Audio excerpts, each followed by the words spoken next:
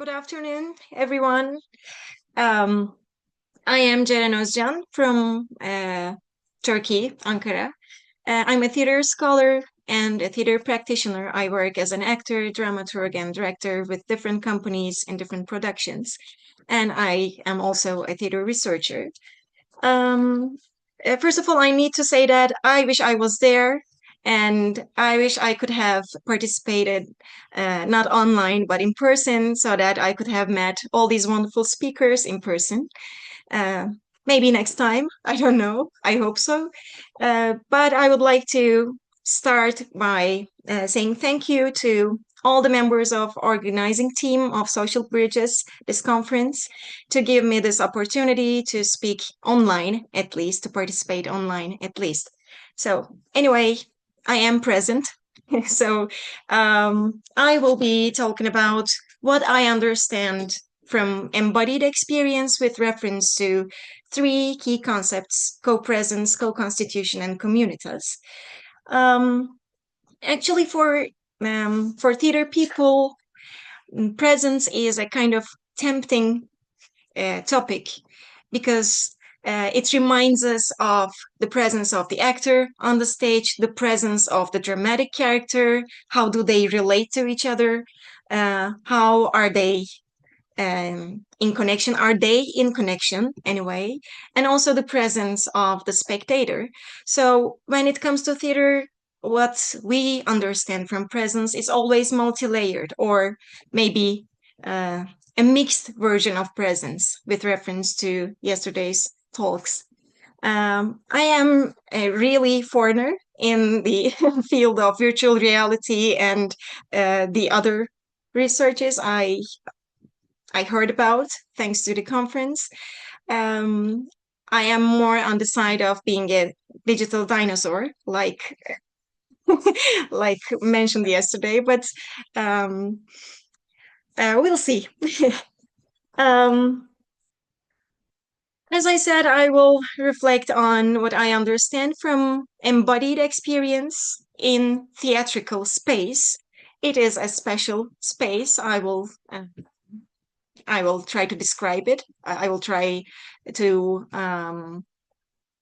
share my understanding of theatrical space through these concepts: co-presence, co-constitution, and communitas. Um, these concepts help us to recognize how theatrical experience arises not in isolation, but in a relational field, in a relational space. To make this case, I will draw on different theories: phenomenology, theories of embodiment, experience, and activism, and so on, and theater studies, of course. To start with phenomenology, because it's always related to the question of presence in theater, is always related to the field of phenomenology. It's a phenomenological question. As founded by Edmund Husserl and developed by Maurice Merleau-Ponty and the others, phenomenology begins with a radical insight, which is perception is intentional. It means that it is always directed, always oriented toward the world and the beings in the world, the others in the world. Which means that to perceive, actually, you need to open up to the space, you need to open up to the world, to the opportunities around, to the other beings around. In that sense, perception is not a passive reception, but it is an activity. You need to be in action in order to perceive. So it's an embodied activity. You need your body to do that. Merleau-Ponty, in particular, reminds us that we do not only have bodies, but we are our bodies. It means that this body, our bodies, are the very medium through which the world becomes meaningful, through which we attribute meaning to the world, or to the appearances we see around. To see, to hear, to touch, to be engaged is to be engaged through our bodies, in a world that matters to us. From this perspective, theater becomes a privileged site, actually, for phenomenological inquiry, as far as the fertile area it provides concern, the fertile area which combines different modes of presence. Unlike literature, for example, mediated by text, or unlike cinema, mediated through moving images or video, theater unfolds in the simultaneity of performers and spectators in a shared time and space. So this is one of the qualities of theatrical experience, theatrical event, but it is not the quality, what makes theatrical experience unique. What makes theatrical experience unique is actually this multi-layered quality. It doesn't only operate in the here and now. So there are actors, there are spectators, they share the time and place, but it also brings another time and place, let's say then and there, to the here and now of the theatrical event. So there's always a double identity, there's always double presence, or more than double, maybe. There's always mixed presence when it comes to the theatrical event, the theatrical experience. Spectators, on the other side, they do not merely decode symbols or interpret representations, but they are there.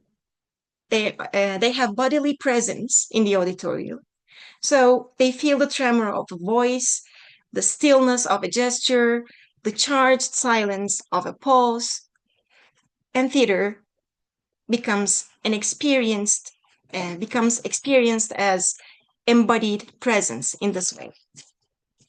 So as I already mentioned, embodiment in theater operates on several levels. Performers present themselves not only as fictional characters, but also as living bodies. And their presence directly address the audience members, their gestures, movements, and their rhythms, the change in their rhythms. All of them resonate effectively with spectators. And in turn, spectators respond through their own embodied perception. This is a reciprocal relationship, and this reciprocal bodily resonance makes theater an intercorporeal field where the bodies encounter and are affected by one another. Phenomenology, in this sense, highlights the unique conditions of theatrical performance, its temporality, its immediacy, and its intersubjectivity. Performers and audiences inhabit the same temporal horizon, and their presence intertwine in the unfolding event, in the theatrical event. And this immediacy generates a heightened attentiveness from both sides, and that is both sensory and affective, which makes theater not only an art of representation, but also an event of encounter. So if perception is embodied and relational, it is a bodily process, and it's also related to the others and related to the world. Then, when it comes to theater, we should also reconsider emotion. Emotions are also embodied processes. They cannot be reduced to brain events. They are how body and mind, perception, and the world are intertwined. So emotions are the processes occurring in the body, taking place in the body. They reverberate in the body.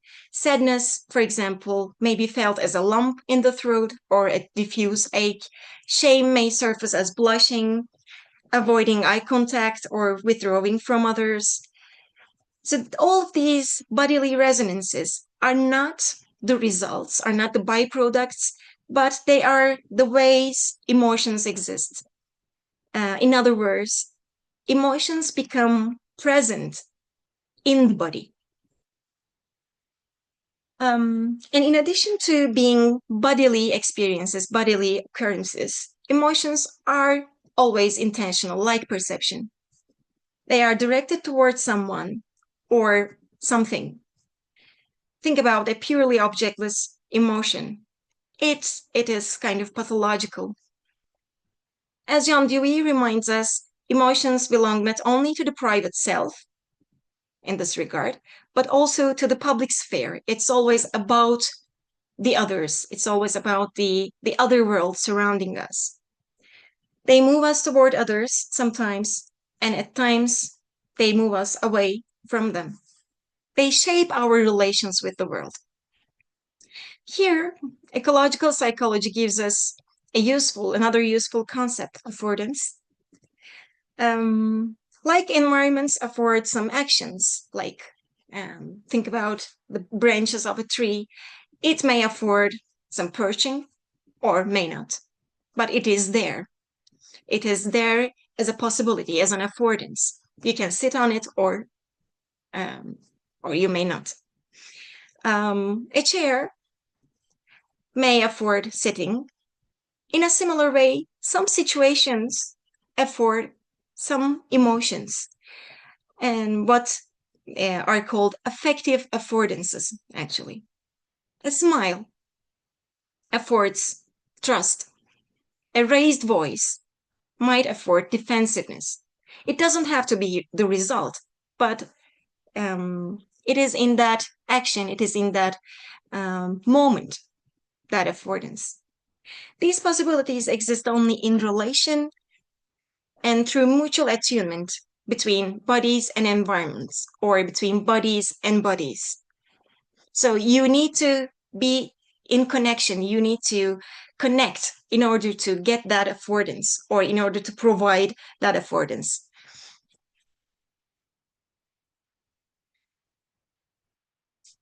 So when it comes to how we relate to the world and how we also shape the world while perceiving it, we need to mention an active approach, an active theory as well, which brings phenomenology into dialogue with cognitive science. Inactivism insists that organisms do not simply represent the world. So while perceiving, it is not what we do is not only looking at it and creating some representations of some frozen images, but we actually, from the inactivist perspective, we actually enact it. So what we call perception is also the process of creation. So we are shaping the world while we are perceiving it. So what we call knowledge emerges through embodied action. So in this way, perception and action are inseparable. Each act of perception changes what is perceived, and our perception also changes how we act in this world. So from this perspective, the world is not fixed out there, but constituted in the very act of engagement. And because we share environments with the others, this constitution is always co-constitution, is always intersubjective. Applied to theater, this means meaning is not merely hidden in the performance alone, nor it is solely created by the spectator. It arises, what we call meaning of a theatrical production, let's say, arises in the relational field, what I call theatrical space between them. The stage might offer some affordances, but they only come alive through the spectator's embodied response and through the attunement between these two fields, two areas, the stage and the auditorium. It doesn't mean that the creators, the creative team, think about the directors, dramaturg, the designers, the actors, and all the others involved in a theater production. It doesn't mean that the creative team doesn't have any say on the overall meaning, on the final meaning of the production. Of course, we rehearse. I said that I am a theater practitioner as well. We rehearse for a long time. We try to perfect the final product, the final production. But anyway, what we do is to provide some possibilities, actually, or to provide some little paths just to guide the audience, or just to make the audience to wander around in a good mood, in a relaxed mood, so that we can meet in a shared meaning in the end, hopefully. So theater thus is a site of heightened bodily resonance and affective affordance. Performers present themselves as vulnerable, sensing bodies, as well as they represent dramatic characters.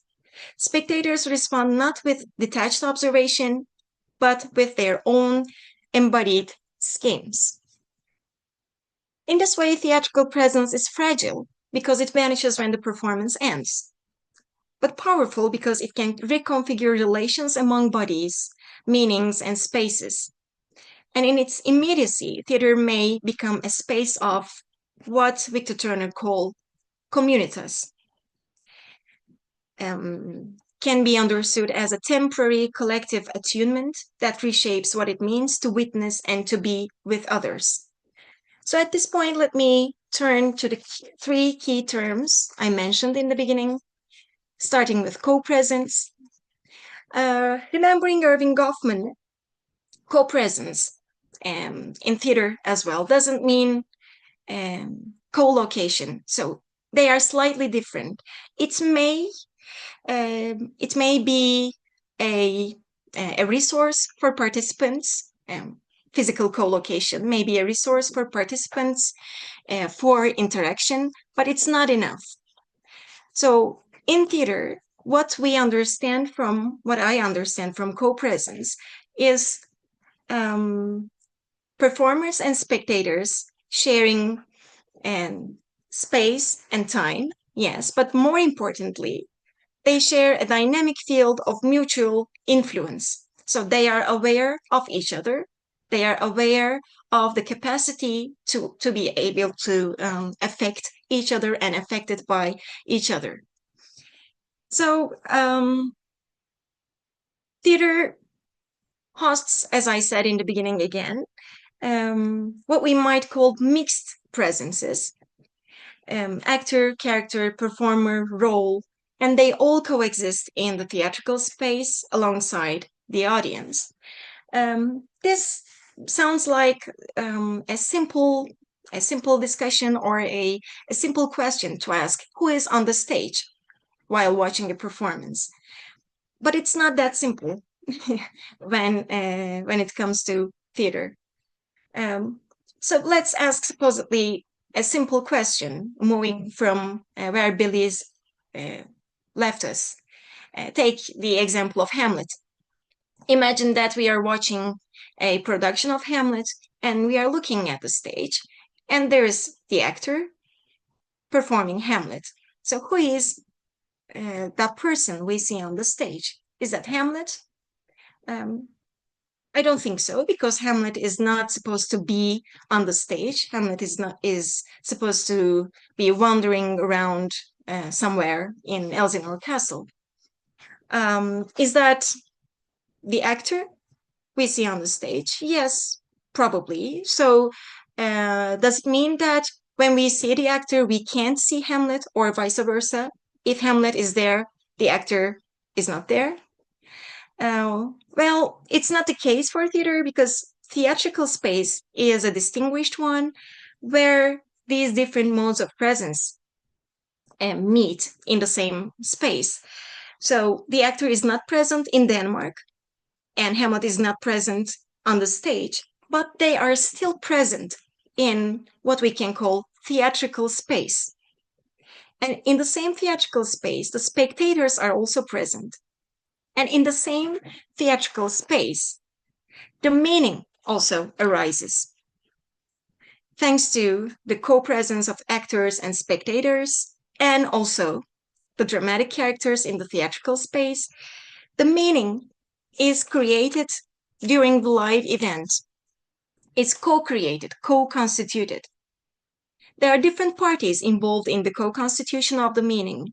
Take the author, the writer of the play, the dramatic characters, the designers, the atmosphere created by the designers and the director, and so on.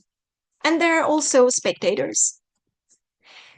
Um, so they are all these different modes of presence appear in the same space, in the theatrical space, in an interconnected way, so that the audience members wander around, sometimes getting closer to the actors, sometimes getting closer to the stage design, sometimes being affected by the dramatic character's motivation, sometimes affecting the stage by their laughter.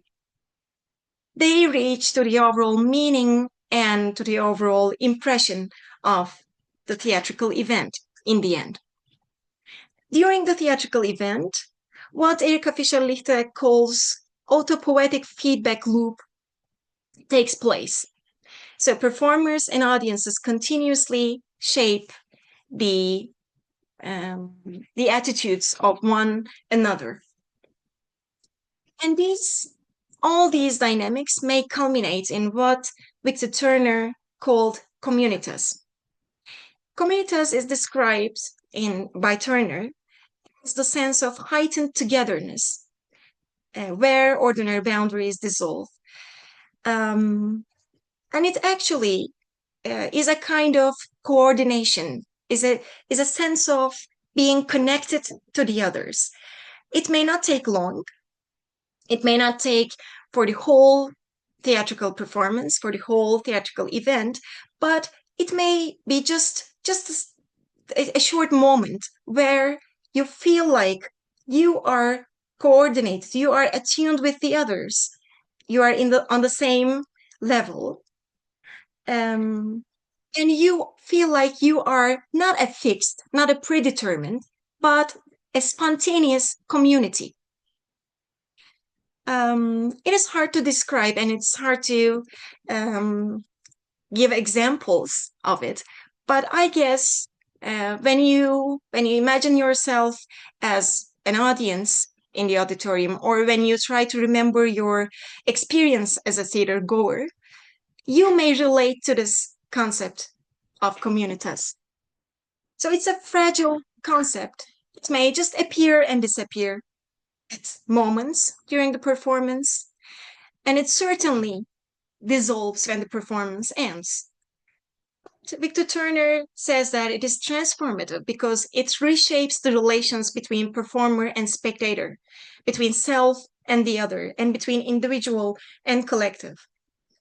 It might be just a common gasp in the auditorium. It might be a ripple of laughter. It might be a collective stillness. When we feel like we are coordinated, we are attuned with the others. So, what we can say? Oops. Phenomenology teaches us that perception and presence are embodied, and also emotions are embodied. So all of these meet in the body: perception, emotion, and action. They are all bodily processes. Psychology and affect theory show us that emotions are relational and live through the body. And in activism insists that meaning arises in action and encounter with the others. And theater, I think, opens up a space, theatrical space, where all these may come into practice: co-presence, co-constitution, and communitas. Theatrical presence, like communitas, is fragile because it vanishes with the curtain's fall. But precisely its fragility lies in its fragility lies its power. It reveals the human connection is not static or guaranteed. It must be created anew, moment by moment, body to body, presence to presence. And I think this is the gift of theater. I know that there are not so many theater people in the room, but as a practitioner and a researcher of theater, I just want to say this. I think this is the gift of theater. It shows us that meaning is not delivered, meaning is not only conveyed, but also shared and created. Affect is not contained but circulated. And the sense of community is not given, it's not already there, but it's enacted. So theater, all in all, is not simply about representing the world or creating some representations of the real world, but it's about rehearsing all together the very conditions of living in it. And that's why theater matters. It shows us that our lives too are co-authored and co-designed by the people we meet, by the spaces we inhabit, and by the fragile but transformative relations that binds us. And that's all. Thank you very much for listening to me.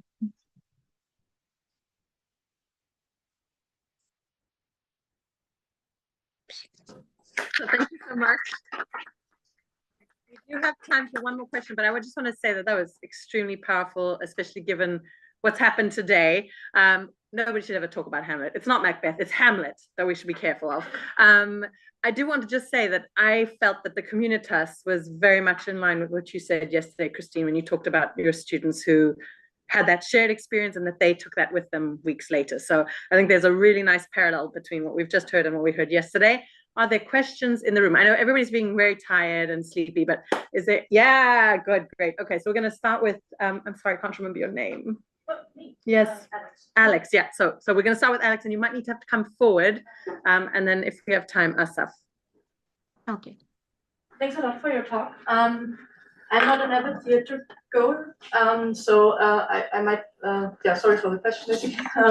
So the couple of times I did go, in some cases, there was a kind of, let's say, friction, I call it, because sometimes it can be intentional, right, to have some kind of tension between the performers and the audience. And I wonder if that can be seen as some kind of catalyst, maybe of presence or the communitas, so that you need some kind of spark to ignite this. Is that true, or is it? Yeah, I was wondering about that. Thank you very much for your question, but I'm not sure that I understood your question.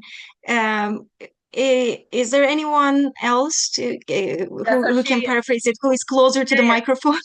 Yes, of course. Her question was something that we saw yesterday as well, that you might need a catalyst in the experience, some kind of friction, some kind of interaction that happens that sparks this feeling of communitas or of shared experience. So can you talk a little bit about that friction or something that has to occur for those kinds of feelings to be fostered? Thank you again for your question. As far as I understood, you are asking for some possible examples, or if I experience such a moment, or if there are some prerequisites of communitas. Yes. What I can say, actually, there are not some prerequisites, some specific prerequisites that you can put into your production as a creative team, or you can insert in the stage design. But I think it's more like an attitude, an overall attitude of the creative team.